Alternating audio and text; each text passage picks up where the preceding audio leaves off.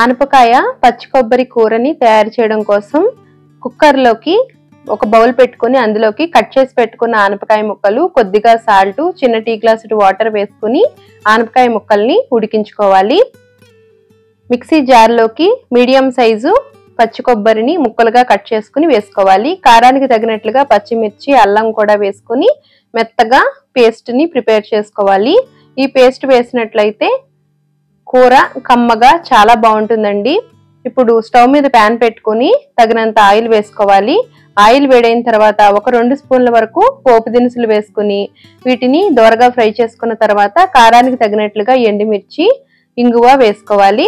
ఒక 2 రెమ్మల కరివేపాకు, కొద్దిగా పసుపు వేసుకుని ఉడికించి పెట్టుకున్న ఆనపకాయ ముక్కలు, మిక్సీ చేసి పెట్టుకున్న పచ్చి కొబ్బరి మిశ్రమాన్ని వేసుకుని బాగా కలిసేలాగా కలుపుకోవాలి. ఈ పచ్చి కొబ్బరి, ఆనపకాయ బాగా కలిసిన తర్వాత ఇందులోకి రుచికి తగినంత కారం, సాల్ట్ వేసుకుని కలుపుకోవాలి.